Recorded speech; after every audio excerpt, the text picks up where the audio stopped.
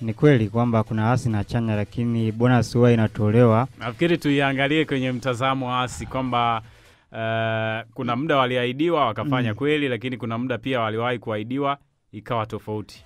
Kwa mfano ile mechi ya Simba dhidi ya Tabora United waliahidiwa hela kwamba endapo akipata ushindi watapewa bonus kadhaa, lakini mechi ikaenda tofauti na kile ambacho alikuwa anakitaji. Milioni 50. Nafikiri ndio hiyo ambayo anasema kwamba alitunza. Ameongezea shilingi ngapi? Milioni 10. Milioni 10, jumla ni milioni 60.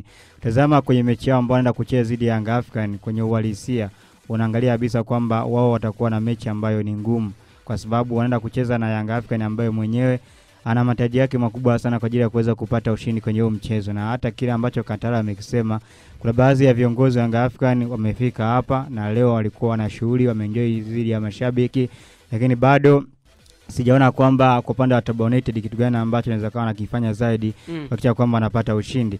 Hii bonus ambayo imetolewa na mkuu wa mkoa Paul Chacha, nafikiri inaenda kuongeza motivation kwa wachezaji. Huo ndio uhalisia. Bonus inavyotolewa inaongeza motivation kwa wachezaji. Wachezaji waingie uwanjani, hapambana kisha kwamba anapata matokeo. Lakini mimi narejelea nyuma, kama Tabora United walimfunga Young African, Yanga akiwa nyumbani katika uwanja wa Chamazi kwa 3-1, wakiwa bado hawajapewa bonus na bado Tabora United alikuwa bado hajawa strong kutokana na matokeo. Je, kwa nini mechi kama hii na mkoa wapatie bonus kwamba waweze kufanya vizuri? Kwa mimi nikitazama hii scenario ambayo walifanya kwenye mzuka wa kwanza kupata alama 3, lakini zaidi na huu mchezo na moja kwa moja wana kwamba ni mechi ambayo inakuja kutazama katika mlengo ambao ni positive, kwamba Tabora United wanahitaji alama 3 hata kuzidi Young African ambaye yeye anaweza kawa anahitaji zaidi kwa ajili ya compete dhidi ya Simba. Lakini hapo nilikuwa na jaribu kimsikiliza vizuri mkuu wa mkoa wa Tabora, kwa maana hapo Matiku Chacha ametoa bonus, lakini ukiangalia kwa namna moja ama nyingine, hizi bonus mara kadhaa tumekuwa tukishuhudia baadhi ya vilabu ambavyo vinapewa bonus lakini vimekuwa vikipoteza. Sasa kuna ulazima gani Kantara kuhakikisha viongozi wa mikoa pamoja na viongozi wa timu wanatoa bonus kwa timu, au wachezaji wao wenyewe wanapaswa kujituma zaidi kuhakikisha wanaisaidia timu pasipo kupewa bonus? Ni kitu cha kwanza kwa viongozi kutoa bonus, sio kwamba wamekaa wakajifikiria nini, kwa nini tunatoa bonus hii kwa ajili gani. Bonus ni namna ya kumpa mtu hamasa ya kwenda kufanya jambo fulani, ndio maana ya bonus. Na hawa wachezaji ndio wanalipwa hela kutokana na taasisi ambao wanaitumikia, lakini bonus ni kile kitu ambacho unapewa kama kifungashio kuelekea kwenye kitu fulani ambao umefanya vizuri au unatarajia kufanya kitu fulani, unapewa kama kishawishi. Lakini kuna kauli Matiko Chacha ambaye ni mkuu wa usalama kwa hapa mkoa wa Tabora, kwa cheo chake kingine, amezungumzia kuhusiana na baadhi ya SMS au baadhi ya wachezaji wa timu ya Tabora United wanapewa SMS ambazo zinadhibitisha kwa imezipitishwa au umepokea kiasi kadhaa cha pesa ambacho kauli yake imezungumza hapa. Mimi sasa hapo nilikuwa na maono tofauti. Kama ligi yetu ipo namba 4 kwa ubora barani Afrika, alafu kuna madudu yanaendelea kama ya kupewa SMS kuwa umepokea kiasi fulani kwa mchezaji wa tunazungumzia wa taasisi nyingine tofauti na hiyo, kwa nini hiyo hela usiwape wachezaji wako wapate ile morali ya kuelekea kwenye mechi fulani kuliko kwenda kutoa rushwa kwenye mchezaji fulani? Kwa hiyo idara ya mchezo kiujumla, au tunazungumzia chama cha mchezo kiujumla, kinatakiwa kifanye track au tunazungumzia uchunguzi wa kitu ambacho kinaendelea kwenye taasisi kiujumla. Kwa mfano haya madudu ambayo yanaendelea kama haya ya labda hongo zinapewa kwa ajili ufanye vibaya au ujivunje ili timu fulani inufaike nao kwa matatizo yako ambayo umeyafanya kwenye game. Unatakiwa ni vitu ambavyo taasisi au ni chama cha mpira TFF pamoja na bodi ya ligi wafanyie uchunguzi ili vitu visitishwe mara moja na tuwe ligi bora barani Afrika kwa mlolongo ulionyooka kuliko mlolongo ambao umepinda. Na hicho kitu kinadhihirisha kuwa ni kitu ambacho kinawezekana kwa endapo kanuni zinafuatiliwa pamoja na usalama wa ligi yetu ukizingatiwa.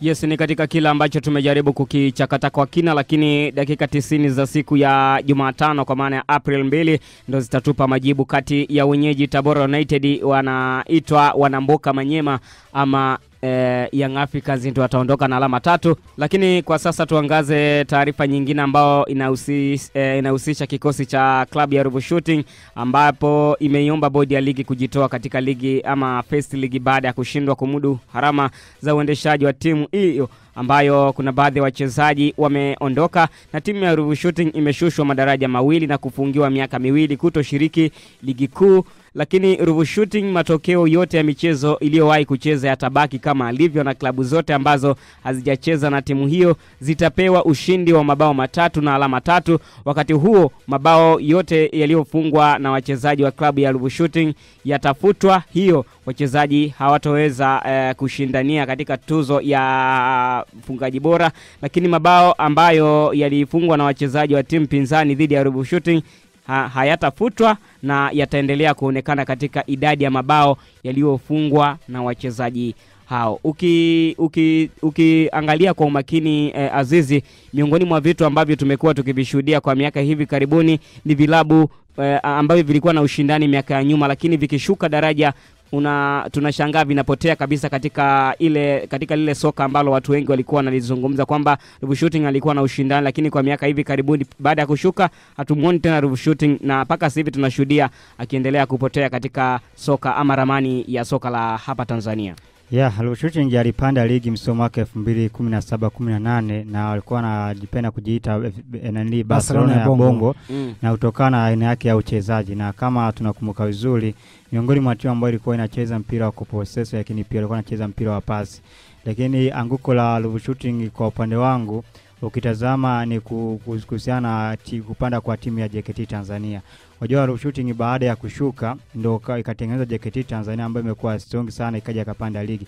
Na hata ukitazama viongozi ambao walikuwa wanadumu kwenye kosi cha Ruvu Shooting ndio wale viongozi ambao walikuwa wanadumu kwenye kosi cha JKT Tanzania. Mfano rahisi ni msemaji mkuu wa kosi cha JKT Tanzania ambaye ni Masai Bwire, na yeye huyo ndo msemaji mkuu wa kosi cha Ruvu Shooting. Na nilitazama story ambayo ilikuwa na trend sana msimu wake 2023 ambapo baada ya Ruvu Shooting kushuka daraja kutoka ligi daraja la kwanza kwenda First League, Ruvu Shooting ilijihusishwa kununuliwa na watu kutoka pale Iringa, manispaa ya Iringa. Yes, ilikuwa Lipuli sina nakuja kuambia ili sasa Ruvu Shooting waipatie jina ya Lipuli yenyewe ipotee. Lakini bado watu wa ambao walikuwa wanamiliki timu ya Ruvu Shooting, nazungumzia baadhi ya viongozi ambao walikuwa wanadumu kwenye kosi la JKT Tanzania, wakanusha hiyo taarifa. Lakini kwa upande wangu jinsi ambavyo nilifuatilia, niliona kiongozi mmoja kutoka pale Iringa alikuwa kwenye vyombo vya habari aliweka wazi kama anataka wainunue. Lakini bado ukitazama Ruvu Shooting na ukitazama moja kwa moja anguko lake limetokana na kwa timu moja tu kuwa na imara mmoja ambao ni JKT Tanzania. Yaani leo ikitokea JKT Tanzania imeshuka daraja, kuna baadhi ya namna ambavyo inaweza kawa nafanya Ruvu Shooting kufanya nini kwa imara. Kwa kitu pekee ambacho bado kinaendelea kuwasumbua Ruvu Shooting kwamba hii scenario kwamba wao wanataka moja kwa moja waputo moja kwa moja timu ipotee. Hii ni kutokana na JKT Tanzania kufanya vizuri kwenye ligi. Kwa wale viongozi ambao wanamiliki Ruvu Shooting na JKT Tanzania wanaona bora wapoteze timu moja, timu nyingine endelee kubaki. Hata ukitazama uimara wa timu kama JKT Tanzania kwenye ligi ya Tanzania, Homos inaipatia zaidi ya miaka 5 au miaka 10 kuendelea compete kwenye ligi ya Tanzania kutokana na viongozi walionao, lakini pia kutokana na ushirikiano ambao umekuwa kipewa na serikali. Unajua hapo kwa Ruvu Shooting, kitu cha kwanza ambacho wamefeli kwenye Ruvu Shooting kipindi wanashuka 2022-2023 kutoka ligi kuu kwenda championship, cha kwanza ni namna ambapo kwenye ligi kuu kwanza kulikuwa kwenye jezi yao hakuna wadhamini ambao walikuwa wamewekeza kwenye jezi yao. Kitu cha kwanza kwenye timu inatakiwa na mfadhili au mdhamini ambacho unaweza kujikimu kwa ajili ya masuala ya usafiri, masuala ya maradhi, masuala ya kula ambayo ni basic need au mahitaji ya msingi ya binadamu. Hasa ukiangalia, kama klabu haina mdhamini, haina mfadhili, haina mshikadau yoyote ambaye anatoa pesa kwa ajili ya kuipa support kwenye jezi, kwenye manunuzi ya jezi. Unajua mtu ambaye anafanikiwa kununua jezi sio kwamba ananunua jezi sare, ananunua jezi kwa sababu kuna mdhamini pale ambapo klabu inajipatia pesa. Lakini kitu kingine ambacho tunakipigia kelele hata washikadau kiujumla wanakitaka, namna tujifunze sasa kupitia kwa Ruvu Shooting wana mchezo wote kuwa kumbe mfadhili au mdhamini kwa akifika kwenye klabu yoyote ile akitoa pesa awe ni mshikadau wa klabu moja anakuja kutoa pesa kwenye klabu nyingine, tumpe heshima yake kwa sababu amejua mchango wa soka ni upi kwenye ukiwa na pesa. Kwa hiyo sisi ligi yetu tunahitaji sana wadhamini kuliko tunahitaji wadhamini kuliko wanavyotuhitaji sisi wadhamini ambao ni ligi kwa ujumla au ligi. Maana ulidokeza mwanzoni. Ligi inahitaji wadhamini kuliko wadhamini ambao wanahitaji ligi. Kwa hiyo nafikiri hiyo kama tulivyogusia juzi wote hapa, nafikiri Azizi kama unakumbuka vizuri kwamba swala la timu kuwa na uwanja wa nyumbani, uwanja wa kufanyia mazoezi na ili waliongeze. Waliongeze. Kama hamna mtu kwenye jezi ambaye anakusimamia na Kantala upishe pembeni. Kipindi unaelezea kuna kitu umenikumbusha, baada ya Ruvu Shooting kushuka daraja ndo JKT Tanzania ikapanda msimu wake 2023-24. Na hapo Masaubira alikuwa ameshuka nayo akahamishwa. Maana hata nimekuambia hii scenario ya Ruvu Shooting yenyewe inataka tu waipoteze moja kwa moja, waendelee kuwekeza kwa upande wa JKT Tanzania kwa sababu wana guarantee kwamba endapo wakiwekeza kwa JKT Tanzania ina zaidi ya misimu 10 ama zaidi ya misimu 7 kwenda kubaki kwenye bora wa ligi ya Tanzania. Azizi, Ruvu Shooting na JKT Tanzania ni vilabu viwili tofauti. Lakini timu moja yote inamilikiwa na yani kwa kile unasikia Kantala, kwa kile ambacho Azizi amejaribu kukigusia, Ruvu Shooting ni timu ya jeshi, lakini JKT Tanzania na yenyewe ni timu ya jeshi. Wakati huo sasa hivi kwenye ligi kuu soka Tanzania bara msimu huu kuna JKT Tanzania pamoja na Mashujaa. Hizi zote ni timu za jeshi. Kwa hiyo ukiwa na idadi kubwa ya timu za jeshi, pengine inaweza ikasababisha baadhi ya timu zingine za jeshi kuto kufanya vizuri. Ndio maana mpaka sasa hivi tunashuhudia kwenye ligi kuu soka Tanzania bara kuna timu 2 za jeshi. Unajua Mashujaa wanagawana. Mashujaa wanagawana asilimia, na ndio maana nikupe tu scenario moja kwamba ndio maana huwa unaona watu Kigoma pale timu yao ikiwa inachezea nyumbani mashabiki wanajaa. Kwa hiyo ile timu imegawanywa katika asilimia kadhaa. Na unajua kwa nini nasema Ruvu Shooting na JKT ni vilabu viwili tofauti? Sawa kwa ni viwili tofauti kwa taasisi kwa majina, lakini ukienda ndani zaidi na kwa taasisi hiyo ni Ruvu Shooting ni klabu ambayo kuna wanachama kama ilivyo Mashujaa. Wanachama wapo wale wa Pwani Mabatini pale. Kuna wana mchango wao. Ni timu ya wanachama wana mchango wao, lakini ni hii taasisi ambayo sasa inatoa asilimia au hisa yao kwenye klabu. Lakini ukizungumzia JKT Tanzania moja kwa moja jina linakupeleka au linakuharat kwenda kwa taasisi fulani, kwa sababu jina lenyewe limejikamilishia kuwa ni JKT Tanzania, ni timu ya jeshi la wananchi. Kwa hiyo ni jeshi la kujenga taifa. Ni vilabu viwili ambavyo vina utofauti mkubwa sana kwenye namna ya kuongoza klabu. Tutazame katika kikosi cha Mbeya City. Wanakoma kumwanya baada ya kocha wao Salum Mayanga kujiunga na kikosi cha Mashujaa.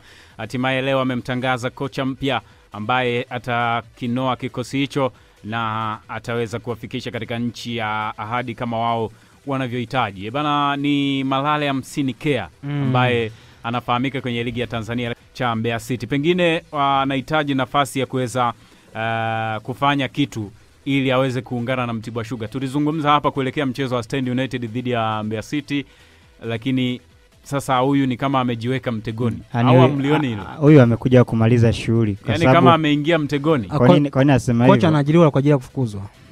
Hizo ni scenario zipo. Mimi ninachomaanisha kwa nini nasema kwamba ameingia mtegoni? Kuipandisha timu. Ushindani uliopo kati ya Stand United na Mbeya City. Pengine unaweza ukamfanya yeye kibarua chake kiwe kiwe kimeshikilia kidogo kama alivyosema Kata. Yani kwa upande wangu ukitazama mechi ambazo wamebakiza Mbeya City, wamebakiza mechi 5.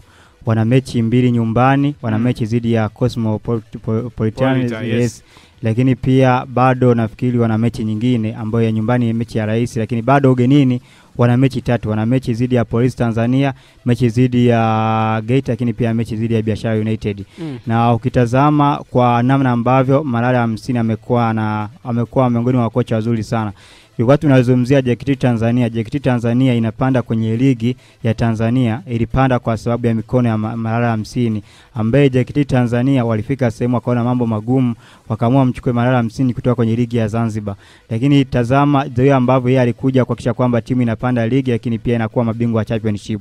Kwa hiyo kitazama kwa upande wa Mbeya City, mechi mbili ambazo wamebakiza nyumbani, lakini pia mechi 3 ambazo zipo ugenini, wanahitaji kushinda mechi 4. Kwa sababu kani nasema mechi 4 kwa sababu Stand United sasa hivi inazidiwa alama 3. Na hiyo ni mara baada ya ushindi ya jana. Blavius hapo jana ilikuwa jana. Kwa Malala jana, kwa Malala 50 ni kocha ambaye watu wa Tanzania wanamfaidi kwa kitu viwili au vitatu.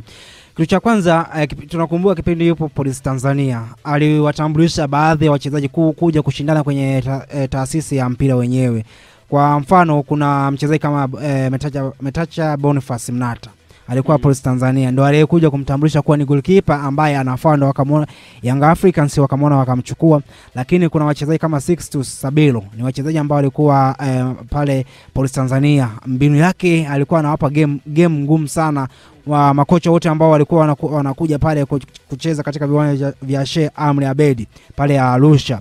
Lakini kuna kitu ambacho kwa Mbeya City ambacho wamekitafuta ni namna ya Malala 50 ambaye anajua falsafa ya wachezaji ambao wapo kwenye kikosi hicho cha Mbeya City, kwa sababu baadhi ya wachezaji wameshafanya nao kazi ambao ni walikuwa Police Tanzania wakaenda JKT Tanzania. Kwa hiyo ni kitu ambacho wanajivunia wana Mbeya pamoja na wanatoka, kwa sababu ni kocha ambaye anajua miundo ya timu inavyoundwa. Chamalana anaenda kucheza playoff.